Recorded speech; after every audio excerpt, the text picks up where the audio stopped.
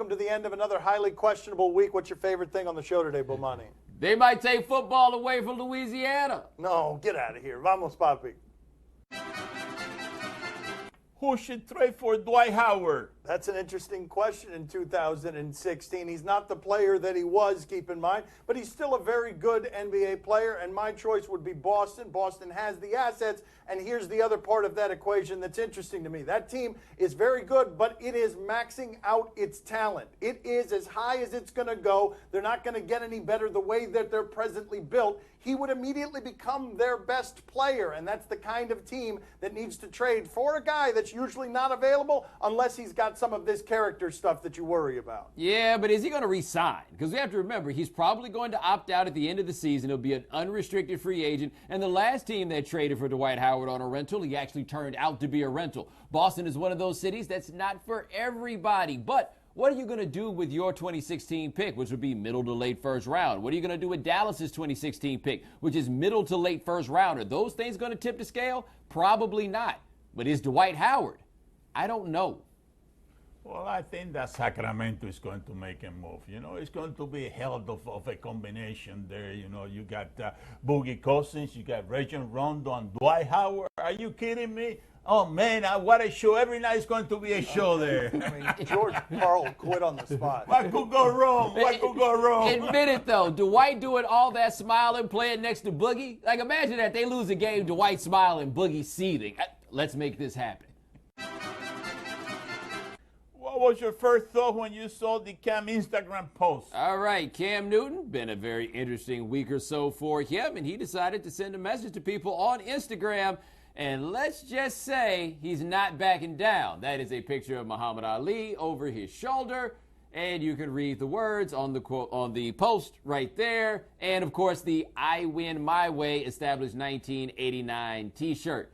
This feels like LeBron James' summer of 2009. LeBron James check my stats T-shirt after going out of the playoffs that year. Like, there's no back down coming from this guy. As a result, my man, y'all better start off fast next year or it's going to get real noisy around you. The hashtags there, don't be a puppet, stay true to you. The objection recently hasn't been to him winning his way, although there have been those objections. It was to him losing his way most recently, but he's sticking his face in the buzzsaw. He does not care about how you might recoil with him, how you might object to him, and good for him, man. Unapologetic, and he's going after it his way. I always salute that. Yeah, I'll salute it. I'm not necessarily saying I would recommend it to this degree. Well, maybe he should learn how to dive on a fumble his way. Oh, okay. Really? All right. That would be a little wordier on the T-shirt. I dive on fumbles my way, which is not trying to get injured at the end toward the Super Bowl end. Could the governor of Louisiana actually shut down LSU football next season? I love nothing more than when sports intersects with Louisiana politics, because the only thing crazier than sports, Louisiana politics. So Governor John Bel Edwards is saying that if they don't get the budget approved, LSU and a lot of other schools and a lot of other entities in Louisiana will have to shut down in April. But the way that he's painting the doomsday scenario is that means that student athletes, or all students, would have to take incompletes for their grades in the semester, which would then mean the athletes would not be eligible to compete in the fall. This is the equivalent of Oral Roberts saying if he doesn't raise this money by Monday, God's going to call him home. They're threatening to take LSU football away from the people if they don't get the budget done. You're not taking LSU football away from anybody, buddy. Budget or no budget. Ain't nobody trying to hear this. This is a political scare tactic, obviously, but there are some things that's interesting about it. Here's what you can't do. LSU football makes money. LSU football doesn't cost one state dollar, and LSU football is one of the rare places where people just give money to the program. That's not normal in business, where donations just come in, given to the program. You're not going to get rid of this. This is the last thing that you're going to get rid of. But the president of the university saw this fight coming, and you know what he did? He said, you're not buying out Les Miles. We're keeping our crazy coach, and our crazy coach sounds less crazy than our governor. Well, I mean, it is Louisiana. Whoever sounds crazier than the governor of Louisiana? I know who is behind this. Who is? Tricky Nicky. Oh, He's yeah. behind this. That's right. He could be, right? He'd get rid of LSU football, then those players come to his huddle. Yeah, blame him for this. Is there any reasonable objection to the NBA adding small ads to jerseys? It feels usually a little unseemly and cheap when people are overt. Big businesses are overt about their greed. This is worth about $100 million to the NBA, and any business would chase something that was worth about $100 million. The uniform is supposed to be a little bit sacred. This feels wrong if you're about purity. It feels right if you're about business. Which do you think the NBA is about? Now, one thing you got to remember, too, is they're kind of running out of ways to keep making money off of these sports. We see this all the time where these revenue projections are great. Well, how do you get the revenue? Well, some of that money that's been left on the table forever can't be left on the table anymore. And the jersey is a big old place to make money. And I can't quite figure out why I find this to be so offensive. I mean, I admit that this isn't necessarily reasonable. Is there a reasonable objection? If it's not offensive and kind of out of the way, whatever. But I watch those soccer games and it looks like Chevrolet is playing against RC Cola. And I just don't feel it. I know. What's happening here with this question, the key word is reasonable. Is there a reasonable objection? No, but there are emotional ones. Hey, advertisers, make me an offer. I'll put anything that you want on my guayabera. Call my agent, Juanito. All right. I mean, he will. That's it. Look at this. You got a deal. I mean, it might look a little tight in that shirt every once in a while. It might ripple when he jiggles, but it'll look good. Coming up next on my son's TV show, we talk to Danny Trevathan. Keep the other What women are you doing for Valentine's Day? No, come on. Valentine's Day, yeah. hey, we're going to make another baby, Poppy. I'm not even going to lie to you, baby. All right.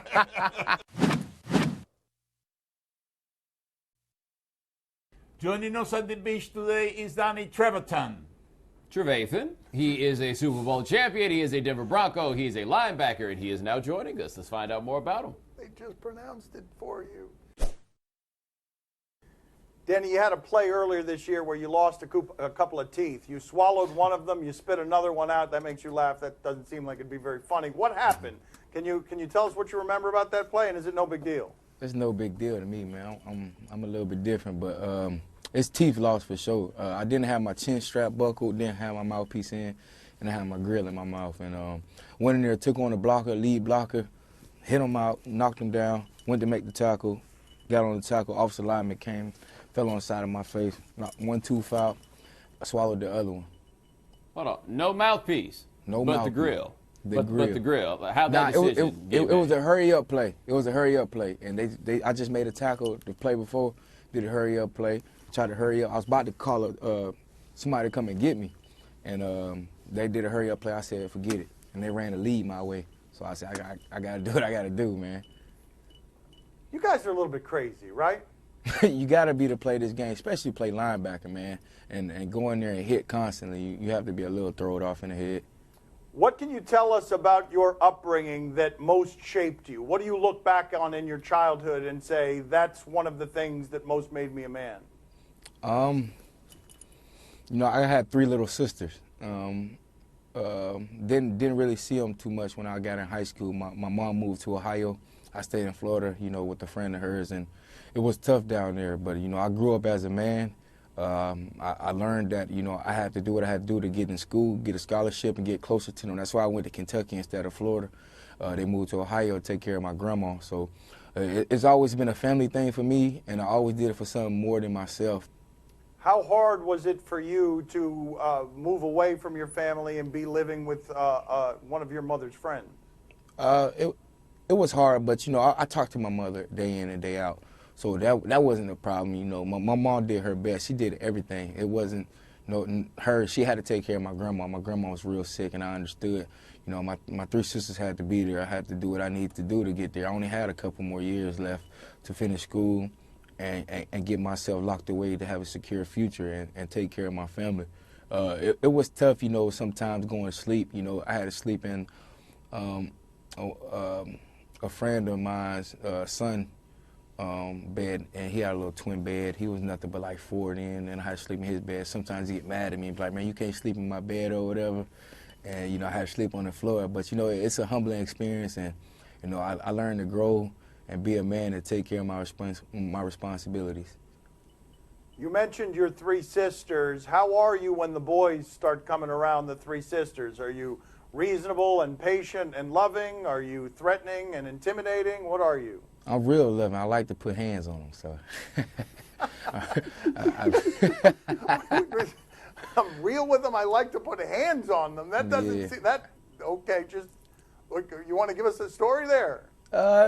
Not really too many stories. It just happened so fast. You know, I just got a trigger response. You know, it's my little sisters, man, and you know, I can tell what type of guys. Some guys come around. You know, I used to be those type of guys, so I do my best to keep those guys away. But you know, I can't do it all the time, so they have to grow just like I grew. You know what I'm saying? So. No, but when I can, I'm going to put some hands on them guys, and you won't never hear me in the news or no big blowing up stuff. I'm going to put my hands on them, but I'm going to let them know what it is and why I'm doing it. Yeah, you don't say if you have to, you say when I can. So you just like nobody's around, just come up, catch them by the shoulders right fast. Like I'm trying to figure out how this works. You're too big to be playing like and this, man. And your sisters probably don't want you around them if that's the case. Yeah, they got to go somewhere else and do it. If you want me to meet them, they got to come to your brother, correct? Because I don't play by my sisters. Is there anything along your path? Is there anything that you would go back and do differently? If I gave you a chance, you would go back and you say, I wish I had that one over again. That one drop fumble I did before I scored, that was the only thing. You know, first game of the season, Ravens, that was the only thing. You know, I celebrated a little too early, dropped the ball, I did my little I did my little thing, and I forgot to run the ball across the goal line. So I had to deal with that for a couple of weeks, man. But I grew from it. I intercepted the ball 3 more times, helped our team win against the Cowboys versus Romo. So that kind of, you know, got me off of the little ropes a little bit. So. Yeah, what's that feeling when you get to the sideline and you realize that you didn't actually score the touchdown? That's such a bad feeling, man. You got to start looking at people. I didn't know who to be mad at. I was like, man, everybody cussing at me. Lord. I'm like, man, dang, man. Ain't nobody got my back. Then I was like, man, Danny, you got to be a pro, man. You're young still. I mean, you saw the lights, man. Just admit it, man. Be a man about it, man. You wanted to have that prime time, but you celebrated a little too early. You was a little too early on this one. Take your time. Grow from apologize to the people you need to apologize and make some more plays. What excuse were you going to try to go to, though? Like, what story were you going to try to give as to how that happened? Shoot, I don't know. I was trying to think of some stuff, but before I could think of anything, that was on my head. Nice talking to you, Danny. Nice talking to you. You too, man. What's your name? Poppy. Poppy. Oh, I know Poppy. Yeah. I always believe on the Broncos. I always say that you will win the Super Bowl. Hey, you the man, Poppy, man. If anybody else the man, you the man, man. He is so lying to you right now. These guys didn't believe in you. No, I really? did. Wow. Oh, so now you're going to take it to the next step. Wow. Lying right to Danny's face. Poppy's got something for you, Danny. What do you got, Poppy? Danny, what is your secret for keeping the romance alive with your girlfriend, Latoria? Wow. Oh, what is my secret? Yeah, Shoot, for keeping that romance alive. Oh, shoot, I just do what I do, man. I fill her up with love, and, you know, I take care of my business in the bed and in the room, you know. I keep the other girls out, you know, and I take care of my business, man. You know what I'm saying? That's babe right enough. there. Okay. Poppy wanted to know. That's the man. I gotta keep it real, Poppy, baby. That's right. All right. And you keep the other women What are you doing for Valentine's Day? No, come on. Valentine's Day. Hey, we're gonna make another baby, Poppy. I'm not even gonna lie to you, baby. All right. Thank you, Danny, for being on with us. Congratulations. All right, man. Thank y'all, man. Bye. Oh, that cat Poppy, man. Appreciate it, man. Y'all welcome, Thank you, man. sir. No problem. Being Rockefeller. Then I turned into Jay. Now I got a house in LA. Now I got a bigger pool than Ye. And look, man, Ye pool is nice. Mine's just bigger. It's what I'm saying. I'm that dude. That's what I'm saying. This broadcast from the Clevelander Hotel on beautiful South Beach, Miami. Time to play the game that is the man, the ladies want, and all the men want to be. Do you question? I don't even see what's questionable about this. You can give us topics at events, and we'll question them. Do you question if Haden Porteous needed to go shirtless? This is a golfer, and I don't know why he's shirtless. I think we're about to find out why he was shirtless. Was it necessary shirtlessness? Porteous going for a swim. Oh, no, he's just showing off because he's got the body to go shirtless. Craig Walrus, Craig Stadler would never be doing that. Hit it with some authority, though. Why are his pants so tight? He has to look like the Incredible Hulk. A man that likes to get his kit off. Yeah, that was just a guy who wanted to take his shirt off because he knows he looks good with his shirt off. Wait a minute. So he just be out here playing golf in capris? Is that what it is? Oh, good shot. Well, I never. Oh, he rolled his pants up. He just wants them to look like capris. I think he does. Well, that was necessary. You can see why he would need to do that. But why did he have to take his shirt off? Interesting round for Haden Porteous today. All adds up to an even par 7. I think he needs to start washing all his clothes in cold water from now on. Like, I mean, I think this has happened to all of us every now and then. You want to get them extra clean. The next thing you know, they're not your size anymore. That was a real farmer's tank, but it's nothing compared to a Stewart sink. Oh, was that his head? Yeah. Yeah, that's amazing. I mean, that is the worst thing in the history of golf when it comes to discoloration. You look like Michael Phelps right before the race starts, except, you know, that's a cap. Do you question mom's hands? This involves a mom, a son, an egg, and about a year of taping. A year of taping? Oh no! No! No! Jamie, look at that. Oh no! No! Oh.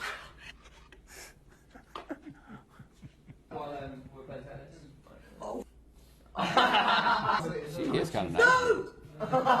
I love it. Oh! No! Oh! Oh, with something in her hand already. No! No! No! No! Oh! Oh! Oh! Every day. I believe we missed a lot of the shots over a year where she dropped it like that, because my guess is that was not the only drop on her resume. I'm also guessing those shots involve a lot of cursing. Like a lot. Like, I don't understand how she allowed this to go on for as long as she did. Isn't she the one that pays the rent around there? Well, that kid doesn't have anything else to do but throw a knife to his mother, you know. That mother right there is regretting what happened with one of her eggs about 23 years ago. Time to play the game that is learning Russian. That or yen? Yet is what he meant to say. You tell us what to watch on TV tonight. We tell you if we're intrigued or not. You'll get it. Starting tonight on TNT, NBA All-Star Weekend. Sure, this is a lot of fun all weekend. Also, you don't have a lot of other sports options this weekend. Here's Zach LaVine. He's the reigning dunk champion. He's teasing you. He's telling you this might be what's coming up next. Oh, we don't know what that looks like because it's a mystery. There's Karl Anthony Towns. I believe Bomani acting. Totally acting. That was not a genuine, sincere reaction to anything that Zach LaVine just did. Bomani, are you intrigued? I am intrigued. And by the way, if you're one of those people who enjoy watching guys shoot three-pointers from balls off a rack more than slam dunks, you are a lame. But it's going to be fun this weekend. Steph Curry and Klay Thompson. What I just said. I just revealed myself as a lame. Bobby, are you intrigued? Oh, see, I'm very intrigued because, listen, one of the things that I love about the All-Star game is that defense that they play. It's only going to be very little defense. And then you got Kobe there. You know, he wants to go out with a bang. He's going to take about 75, 80 shots, you know, from the outside and all that good stuff because he wants to be the MVP of the last All-Star game in which he's going to play. All right. Well, he said he doesn't care whether he's the MVP or not, but he might care about those 75 shots. Sunday on National Geographic, Brain Games. Brain games, okay? I don't know what this is. Let's see how interesting it is. I'm action star Dolph Lundgren, and I'm trapped inside this super powerful body. Nobody knows that I studied chemical engineering, or that I've got an IQ of 160. Because I'm just too powerful. Lucky for me, there's Brain Games on Nat Geo. I just relax, engage my mind, and I'm free to be the real Dolph Lundgren. Brain Games on the National Geographic Channel. I just broke you.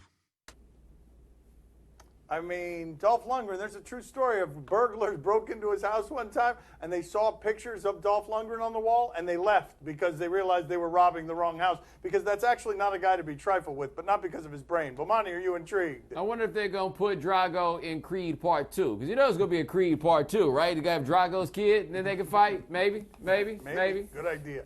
But they're not going to kill it on this one. They made money on this one. Poppy, are you intrigued? Are you kidding me? I mean, I admired that guy. I remember the last time I saw him was in Rocky 2 or 3. You know, that was a Russian fighter. You know, now he's back in business now again. I haven't seen him for a number of years ago. He's not getting any older. You think that he's on HEH or PEPs, you know? I mean, he is. The guy doesn't Drago. get any older.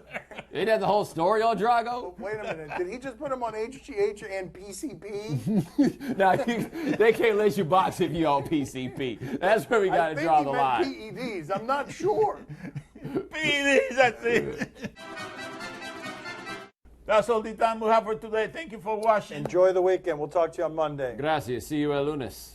The boxer on PCP, there is your undefeated heavyweight champion of the world. That's PCPs. Haven't you heard about PCPs? How does Poppy misspell PEDs? How is that possible?